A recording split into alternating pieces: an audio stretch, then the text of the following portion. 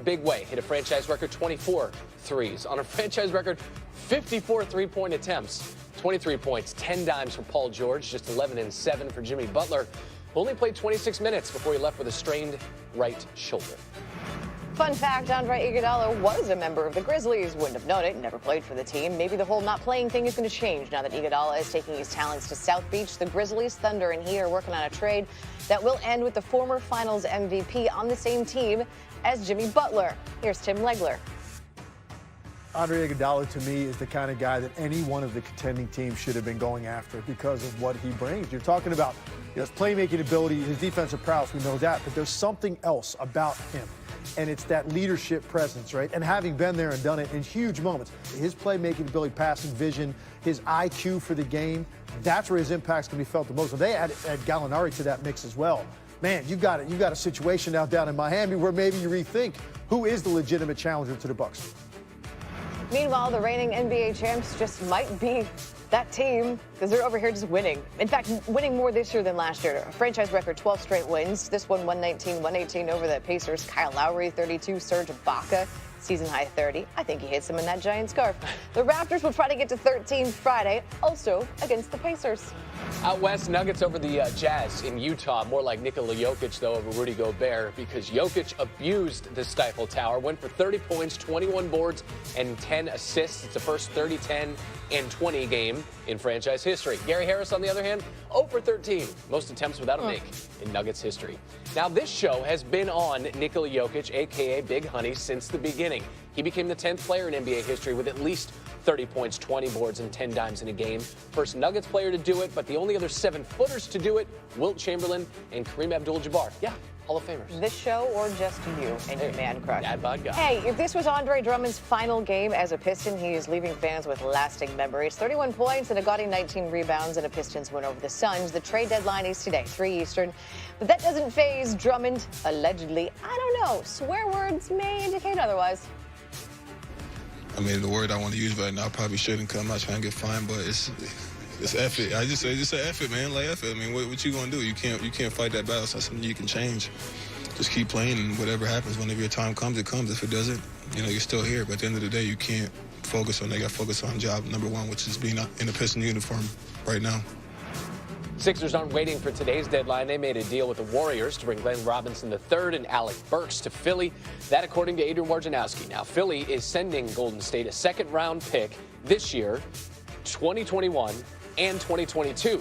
Burks and Robinson expected to give the Sixers some scoring depth off the bench. Maybe it'll also help fix what Al Horford says is some stuff going on in the locker room. And if that's Al Horford saying it, Stuff. it's probably worse Than just stuff. Yeah. Those are your half-hour headlines. It's almost here. Today, 3 p.m. Eastern, marking the end of this frenzy, the NBA trade deadline itself. Well, we got you covered on everything you need to know across the association. There's a special Sports Center following this program, Center, yeah. 10 a.m. Eastern. This program also special, though. That's on ESPN Obviously. going through noon. Then at 1 p.m. Eastern, it's a special edition of The Jump, which will guide you through the deadline and beyond until 4 p.m. Eastern time. They're back. Oh, they are back. It's our Basketball Brain Trust senior NBA insider, Adrian Wojnarowski, and our front office insider, Bobby Marks, here with us. Now, Woj, we know that Andre Iguodala is headed to Miami. Who else is Pat Riley targeting, though?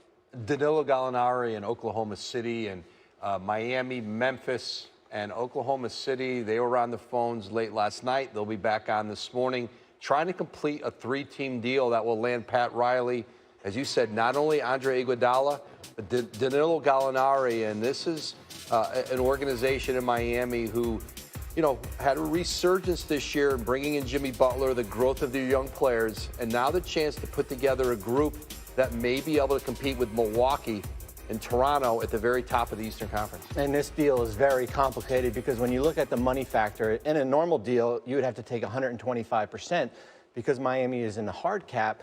39.8 is coming in with Andre Iguodala and Danilo Gallinari, and you basically have to match that money. So if you're the Heat, you have to send out players like Justice Winslow, possibly Dion Waiters, James Johnson, just to get that within those parameters there. Iguodala is the interesting key in all of this because there were other teams that were interested in him, including the Clippers and the Lakers. So who might they be interested in now that Iguodala is off the table? Marcus Morris in New York, that has been a focus, particularly the Clippers, but certainly the Lakers. Both teams have had talks with the Knicks. And, you've got an arms race going on in L.A. Not only do either of those teams want to land a player like Marcus Morris, they want to keep him away from their competitor. And you're going to see them continue to compete for players at the trade deadline today. And then in the buyout market after the trade deadline today, another player to watch for, Darren Collison. He comes out of retirement in February. His focus, guess what? The Lakers or the Clippers. It's amazing that there are guys who aren't even playing right now, and not just Andre Iguodala not playing. You mentioned coming out of retirement. So the deadline at 3 p.m. Eastern time. You mentioned the Lakers and the Clippers. Who else could still make moves between now and then? Well, there's certainly a number of players still available, and teams deciding like how much they want to go in. I think there are a lot of draft picks available. On the rest of this day, Oklahoma City is still a team with Dennis Schroeder, with Steven Adams, that has the ability to impact the balance of power coming out today. Toronto, they've won 12 games in a row. They were a team that certainly had an interest in Gallinari. Masai Ujiri, their president, traded for him in Denver. You may still see the Raptors look to improve their team. They don't fear anyone in this Eastern Conference without Kawhi Leonard. They have every reason to believe that they could get back to the NBA Finals again, even with losing the Finals MVP. And I think we have to keep our eye on the Detroit Pistons, right? We just heard Andre Drummond kind of uncertain where his future is going to be. What they do with Luke Kennard, their shooting guard, he's got high value out there. Drummond potentially on an expiring contract. Do you just move him to move him? Take back an expiring contract in a couple seconds. But I think what you saw yesterday with the moves in Atlanta and Memphis, cap space in the summer of 2020 is starting to shrink here.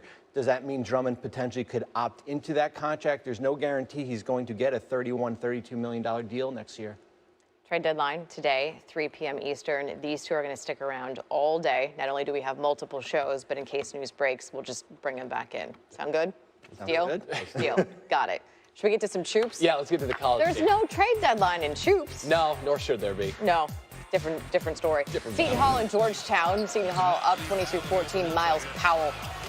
You know how we have Norm Powell and I want to have like the Powell Batman old school like signs up? I want that for Miles Powell. Okay. He had 21 points in the first half. Pirates were up by 10. Pirates up 6 there. Powell again. He finished with 34. Then under a minute to play, Seton Hall up 6. Quincy McKnight. Nice little 3. Seton Hall, the win over Georgetown, 78-71. All right, let's go to the Big Ten. It's Iowa visiting Purdue, West Lafayette. Let's go. It's a good time. Boiler up. Purdue up 10. Early first half. That is Sasha Stefanovic who drains the 3. And then later, Matt Harms passing out to Jihad Proxer. Got that. Purdue would enter the half up 61-36. That matches the total points that they scored Saturday against Northwestern. And then Tommy Luce, senior walk-on, averaging less than a point per game. Oh, he's making it rain.